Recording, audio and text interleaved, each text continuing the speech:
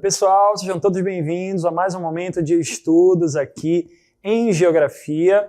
Eu sou o professor Jefferson, vou estar por aqui, hein? Vamos conhecer, vamos aprender mais coisas aí sobre o nosso planeta. Essa é a aula de número 5, vamos dar uma olhada. Objeto de conhecimento, diversidade dinâmica da população mundial e local. E no detalhamento, principais movimentos migratórios no Brasil, movimentos voluntários e forçados, assim como fatores e áreas de expulsão e atração. Nessa aula, pessoal, a gente vai compreender alguns fluxos migratórios que ocorrem no continente americano, com foco na América Latina, que é a região onde o Brasil está, né? Então vamos começar a nossa aula sobre a questão dos fluxos migratórios.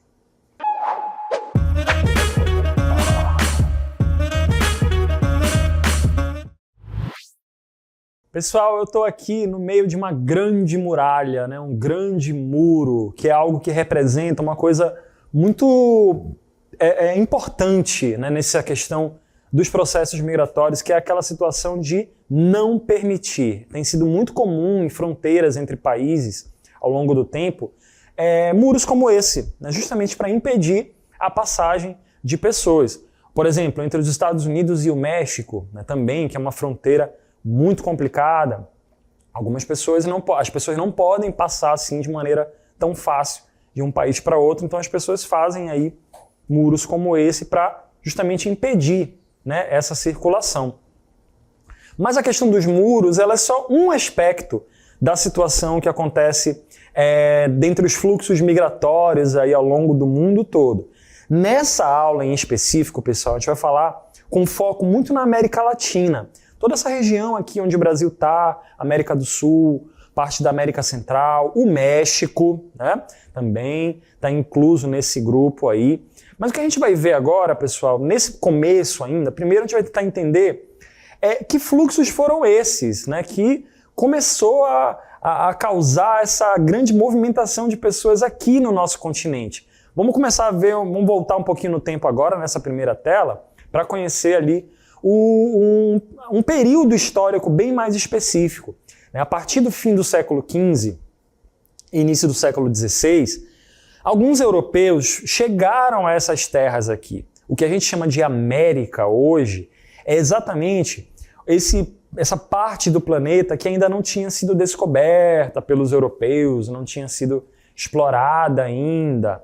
O Brasil tem ali, né, desde 1500, por exemplo, que foi quando começou o processo de exploração, de ocupação europeia aqui no território brasileiro. Mas os outros países da América Latina também passaram por esse processo de europeus que chegaram aqui, começaram a colonizar tanto a Colômbia, Venezuela, as Guianas, né, Paraguai, Argentina, todos eles passaram por esse processo de ocupação desses territórios.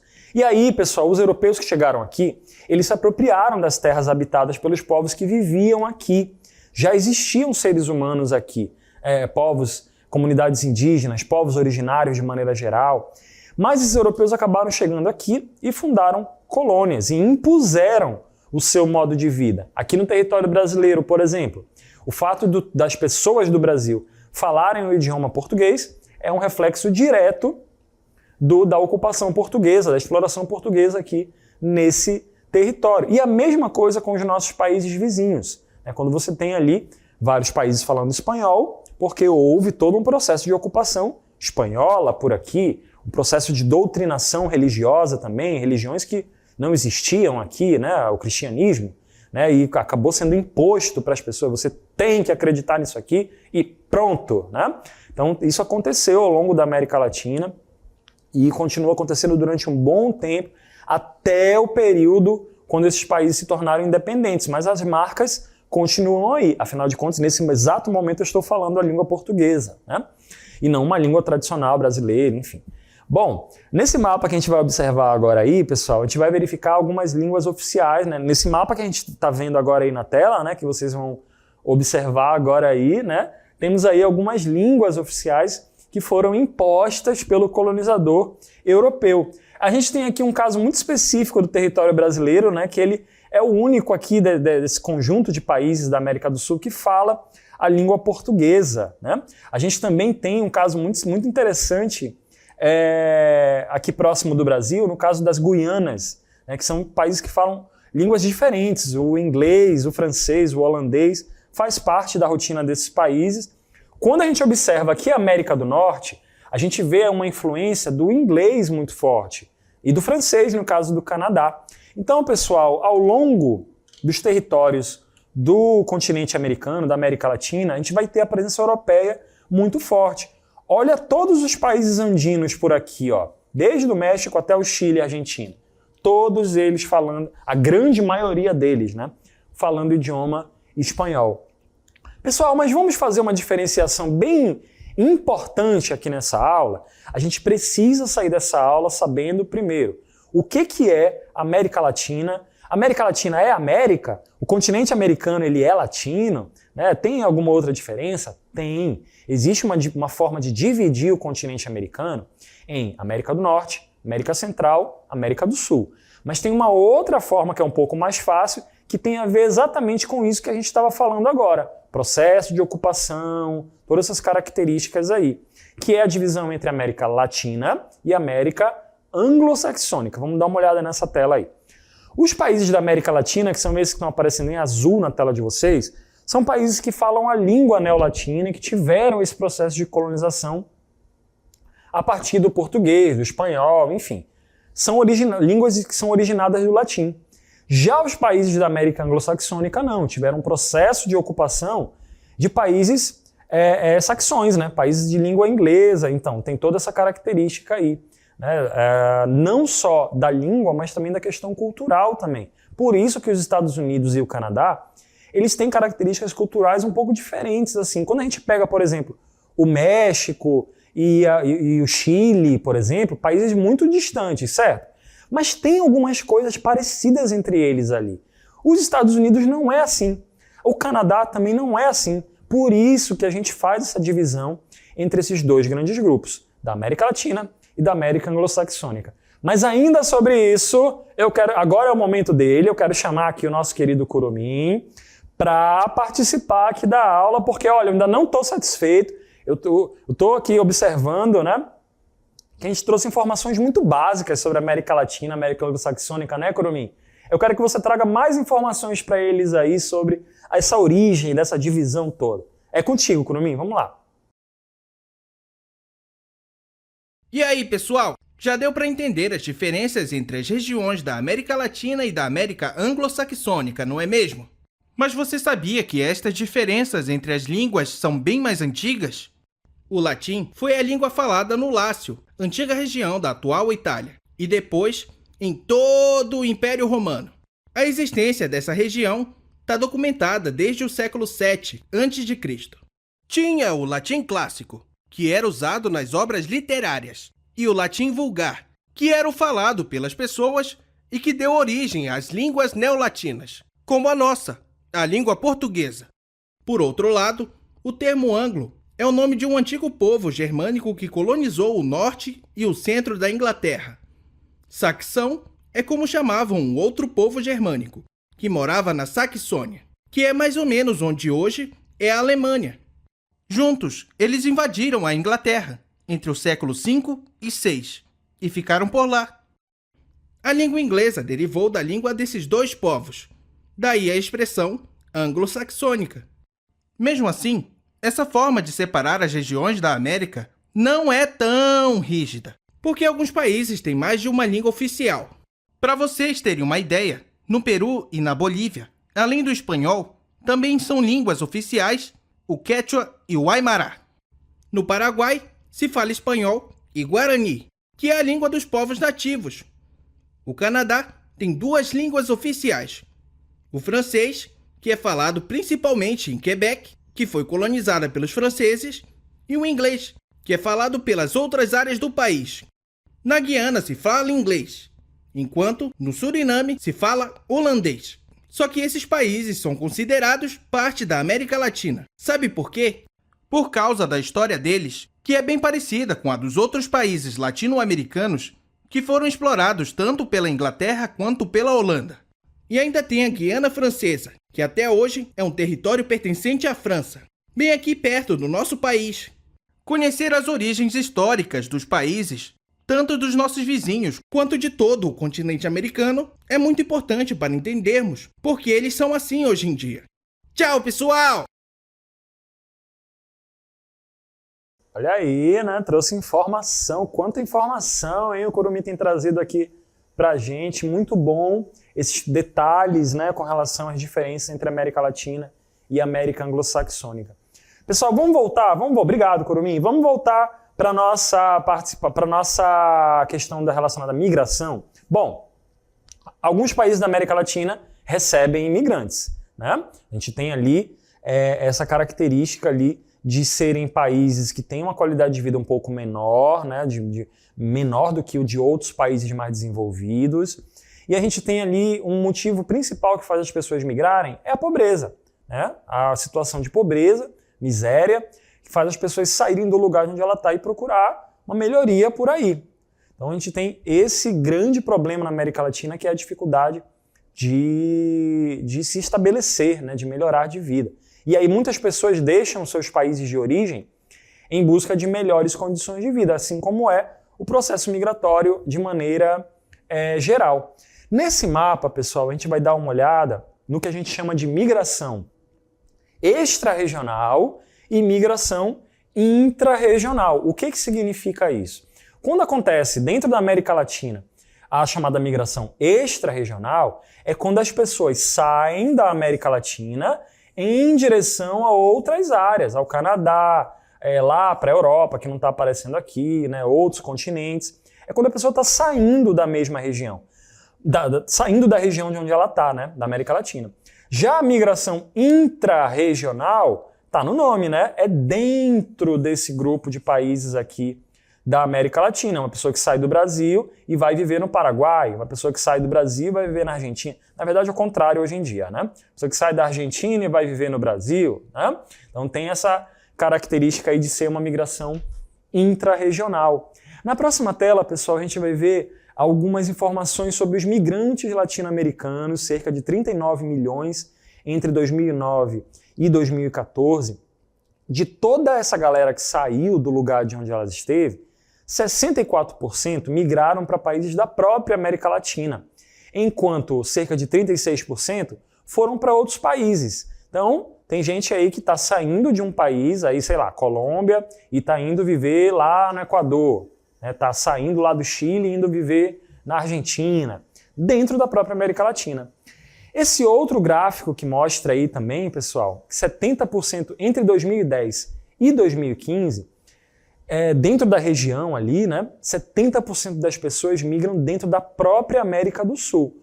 Observem a diferença aí, hein? A América Latina pega toda a América Central e o México.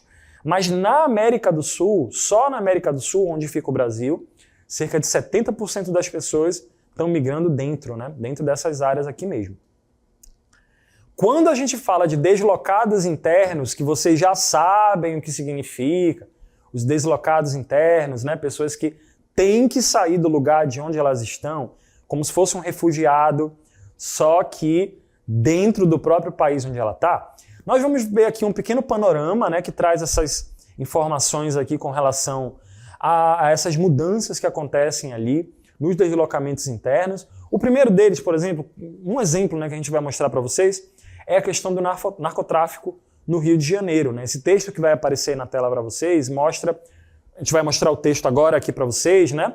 Que traz exatamente aí essas informações de pessoas que pertencem a gangues, né? Pertencem a grupos criminosos, eles acabam se enfrentando, grupos criminosos inimigos acabam se enfrentando, né? Para poder conseguir disputar o território ali de vendas ilícitas, e essas pessoas acabam tendo que sair do lugar, tendo que fugir, né? Para poder continuar vivendo. Às vezes, quando a polícia faz, né, uma busca ali, né, faz uma ação para tentar acabar com o crime ali naquelas áreas ali, o pessoal tem que ir embora. Isso também é um exemplo de deslocamento interno. Vamos voltar para o nosso menu aqui, trazer um outro exemplo agora, quando a gente fala de grupos guerrilheiros, né, na Colômbia. A gente vai dar uma olhada agora aqui, vamos destacar agora aqui, né, a Colômbia, nesse nosso grande mapa aqui, né? E a gente vai mostrar um texto específico, né, sobre a Colômbia agora na tela de vocês, né? Que tem ali a situação de alguns grupos guerrilheiros. O que são grupos guerrilheiros? Pessoas que usam armas para tentar se impor, né? Para tentar colocar, para tentar ter algum poder. Só que geralmente são grupos que são ilegais, né? Acabam espalhando violência, provocando migrações forçadas das pessoas que vivem ali nas áreas onde eles estão dominando. Simplesmente ali, né? Questão de criminalidade também envolvida, né? A Colômbia recentemente tem segurado um pouco a onda ali com relação a isso, né? Mas os grupos como as Farc continuam existindo de maneira muito forte. Além disso, a gente vai voltar para o nosso grande mapa ali e falar de outro exemplo, que é, por exemplo, os megaprojetos agropecuários, agroindustriais, né? Em países como a Colômbia, o próprio Brasil, né? Outros países, como a gente vai ver aí na próxima tela. Quando você tem uma grande fazenda, quando você tem ali um mega projeto, uma mega plantação, geralmente o dono dessa fazenda ele vai crescendo, né? Ele quer que cresça. Então ele vai pegando os terrenos ali que tem do lado, vai comprando mesmo, vai tirando o pessoal dali mesmo. Se tiver comunidade indígena, então, tá nem aí. Manda embora mesmo esse bando selvagem daí e tchau e benção, né? Então esse tipo de ação gera deslocados internos, pessoas que têm que sair do lugar de onde elas estão. E além de provocar impacto ambiental também, que é outra situação, né? Aumenta a concentração de terra, é um grande problema. Bom, gente, vamos dar uma olhada em mais alguns dados ainda sobre os deslocados internos aí nessa tela, próxima tela agora. Observem aí esses dois mapas. No mapa da esquerda, pessoal, aparece aí que na Colômbia, nos últimos 30 anos, mais de 7 milhões de pessoas migraram, né? Saíram do lugar de onde elas estão ali. Só que no mapa do lado a gente está vendo a Síria, que é um país do Oriente Médio, que é uma área que está em conflito, em guerra, né? Desde 2011. E só nesse período, que é um período de pouco mais de 10 anos, já migraram 6 milhões e meio, já está quase chegando, o que a Colômbia demorou 30 anos para acumular de pessoas que tiveram que migrar. Então, para vocês observarem como conflitos armados realmente geram muitos problemas, né? Vamos ver outras causas na próxima tela de pessoas que migram de um lugar para outro? Olha só, né? Desastres naturais, construção de barragens para hidrelétricas e megaprojetos industriais. E isso, quando a gente vê na próxima tela aí, né, no caso do Brasil, por exemplo, isso tem sido comum, né?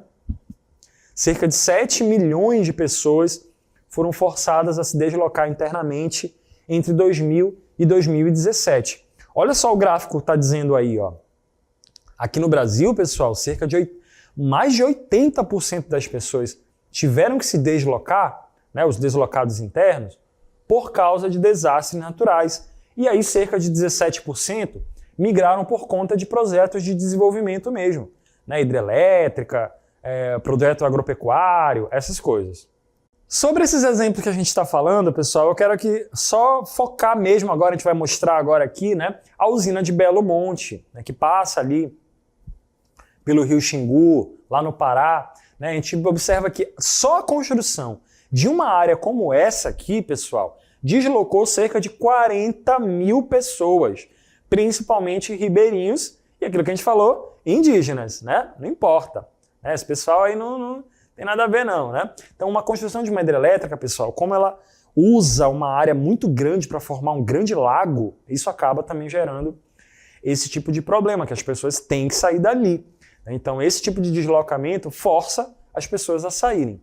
Outro deslocamento que nós vamos ver agora, nesse momento, agora a gente vai mudar aqui, né? Com a grande mágica da edição, que a gente vai ver agora vai acontecer agora nesse momento, né? A questão de Brumadinho, o rompimento das barragens de Brumadinho, né? Com relação ali às barragens também de Mariana em 2016 e Brumadinho em 2019, gerou uma paisagem como essa aqui. Vocês imaginam, né? A vida desse jeito. Rompe uma barragem lá em cima, a água suja, imunda, perigosa, invade, né, todo esse terreno aqui e acabou matando muitas pessoas. Né? Muitas pessoas foram mortas devido a isso. Casas destruídas. Quem morava aqui foi o quê? Forçado a se deslocar por causa de um desastre natural, que não é tão natural assim, né? Porque foi uma barragem construída por homens, seres humanos. Então isso é um grande problema também que gera, né, essa questão dos deslocamentos internos. As pessoas que moravam aqui automaticamente entram na categoria de deslocados internos. É como se fosse um refugiado, a pessoa morava aqui, normal, mas aconteceu isso, para começar que ela sobreviveu, né? Ela não morreu, aí já é uma vitória. Mas ela vai ter que sair dali, né? Não tem jeito. Então vai ter que se deslocar, como se fosse uma refugiada mesmo, ela tem que sair dali e pronto. Vamos agora ver um panorama, pessoal, focando especificamente na questão do México. Falamos do Brasil, né, situações aqui relacionadas ao Brasil. Agora a gente vai lá para outro país da América Latina, que é o México, né? A fronteira entre os Estados Unidos e o México, pessoal, tem sido muito usada pelos migrantes da América Central, da América do Sul, da África, da Ásia, para poder entrar de forma ilegal nos Estados Unidos. Isso a gente já sabe, né? Quando você não consegue todas as autorizações, quando você consegue todas as autorizações, você consegue entrar normalmente no país ali. Mas tem pessoas que não querem entrar dessa forma, querem entrar de qualquer jeito e depois que estiver lá dentro é que ela vai correr atrás ali de... né? E os motivos são vários, né? Cada um tem uma história, cada um tem um motivo para as pessoas fazerem esse tipo de trajeto tão perigoso. Por quê? Porque esse tipo de migração aí, entre os Estados Unidos e o México, ela é mais dificultada por causa de barreiras na fronteira entre os dois países. O muro, como aquele que a gente viu agora, né? E é um muro que tem mais de 1.000 quilômetros de extensão, né? Então a gente tem ali esse mapa que a gente vai ver agora aí na tela, né? A gente está vendo agora aí esse mapa na tela que traz aí exatamente alguns exemplos, né? De muros que foram sendo construídos pelos Estados Unidos para barrar, né, pessoas ali que estão querendo passar por ali de maneira ilegal. E ainda assim, as pessoas ainda conseguem passar por essas áreas. Então, o governo atual dos Estados Unidos, né, que é o governo Donald Trump, ele foi eleito aí em foi eleito recentemente, né? E ele tem uma postura sobre a questão da imigração muito mais rígida, né? De não deixar mesmo, e muitas cenas dramáticas com relação a isso. Vamos continuar falando, verificando novas características das migrações na América Latina. Olha só, gente, quando a gente pega a América Latina mais aqui para o sul, né? A gente observa que o Chile, o Brasil e a Argentina são os principais países de destino da América Latina. Inclusive, pessoal, a Argentina e o Paraguai são um dos países... A gente vai falar sobre isso daqui a pouco. Mas o Brasil tem muitos brasileiros nesses países, né?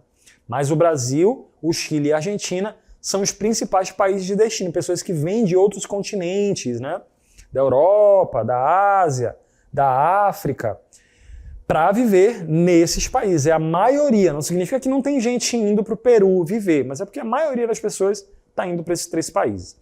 Na próxima tela a gente vai ver ali que a Bolívia, o Paraguai, a Venezuela e o Haiti têm aí uma grande porção de pessoas que fazem migração interna, ou seja, dentro da Bolívia tem pessoas que estão migrando de um estado, de uma província para outra, né, de maneira mais intensa do que em outros países. Vamos ver na próxima tela, então, pessoal. Ainda falando de América Latina, mas a gente tem uma informação ali, ó.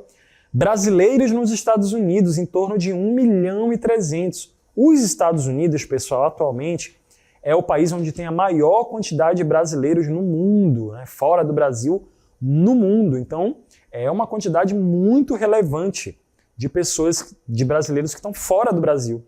A gente observa ali também que o Paraguai é o segundo maior país ali onde tem uma quantidade de brasileiros, até por conta da facilidade mesmo de acesso, né, do Paraguai em relação ali àquela região do Brasil. Cerca de 350.000 pessoas estão vivendo atualmente no Paraguai. A Argentina também tem uma quantidade grande de brasileiros vivendo ali, né, em torno de 90.000, 95.000, né, quase 100.000 pessoas estão vivendo também na Argentina. Mas quando a gente vai ver na próxima tela aí o total de brasileiros vivendo no exterior, isso passa ali dos 3 milhões de pessoas vivendo fora do Brasil. Bom, pessoal, a questão da migração, como a gente falou, ela envolve autorizações, certo? Ela envolve permissões, e é isso que a gente vai analisar agora nessa parte final da aula, justamente porque existe a possibilidade de migrar de maneira legal. Mas, quando a pessoa já consegue entrar, depende muito do governo. Como é que esse governo acolhe a questão dos migrantes, hein? Tem país que é intolerante com relação à imigração. Tem países que são um pouco mais tolerantes com relação às pessoas que chegam aqui, são mais acolhedores. E o Brasil é um deles. O Brasil é um país que sempre teve, com algumas exceções ao longo da história aí, né, do Brasil recente, o Brasil é um país que tradicionalmente tem uma postura mais recente ali, né, de ser muito mais acolhedor, principalmente, né, depois ali da Constituição de 88, né, observa ali que tem uma visão muito grande nesse sentido. Então a gente vai ver na próxima tela ali que todos os governos, eles têm que ter uma política migratória, né, tem que ter um conjunto de normas ou de regras que são estabelecidas pelos governos dos países. Como é o tratamento de um imigrante dentro do nosso país. Esse que é o que compõe a chamada política migratória. Então a gente vai ver na próxima tela aí que as políticas migratórias dos governos da América Latina tinham por base, até recentemente, as suas doutrinas de segurança nacional. Então cada país vão ter ali a sua forma de lidar. Que tipo de direitos um migrante tem? Né? Que tipo de deveres um imigrante vai ter naquelas áreas ali? Né? Então houve uma série de atualizações ao longo do tempo, né, para poder permitir que cada país tivesse ali a sua forma de lidar. Né? Tem país que é um pouco mais fechado, tem país que é um pouco mais aberto. O Brasil, recentemente, ele teve aí, né, uma abertura um pouco maior, ainda é muito complicado, né, receber pessoas de fora, principalmente com relação ao atendimento de cidadania, questão de emprego. Também tem uma discussão muito grande nesse sentido. Mas, de maneira geral, aqui no Brasil, como a gente vai ver nessa próxima tela aí, para fecharmos essa aula, a gente tem 2 grandes momentos assim dentro do território brasileiro. E aí, pessoal, a gente tem uma situação complicada até 2017. A gente tem ali o Estatuto do Estrangeiro, que estava vigente, né, até 2017 e que considerava o imigrante como um estranho, uma ameaça à segurança nacional, como se fosse uma pessoa que tivesse menor importância em relação aos brasileiros. Só que isso a gente sabe que vai contra a própria Declaração Universal dos Direitos Humanos, né, onde todo mundo tem direito à moradia, todo mundo tem direito de ir e vir, e isso tinha que estar também presente de alguma forma na legislação. Né? Então, a própria Constituição Federal de 88, ela garante direitos às pessoas que estão dentro do território brasileiro. Né? E lá em 2017 surge uma nova lei, a Lei de Imigração, que considerou o deslocamento populacional, aí sim, um direito humano. Aí foi de acordo com o que está previsto aí, né, abandonando uma ultrapassada concepção de migração. Então, hoje em dia, o Brasil ele tem uma forma de lidar, né, com a questão dos migrantes de maneira um pouco mais acolhedora. Consegue ali a questão a pessoa não tem documento? Vamos criar um documento de imigração específico. Vamos fazer um atendimento ali de acolhimento. Claro que não dá para atender todo mundo, tem sido muito comum, né? Pessoas estrangeiras, imigrantes, não recebendo o atendimento adequado, mas existem alguns serviços, sim, ao longo do território brasileiro que conseguem atender. Tudo isso, pessoal, para relembrar que o Brasil é um país, recentemente, que cada vez mais tem sido muito mais acolhedor nesse sentido e que tem pregado essa questão da tolerância de maneira muito intensa, de tolerância, de respeito às diferenças, de respeito à diversidade, de maneira muito mais intensa, seja ela como for.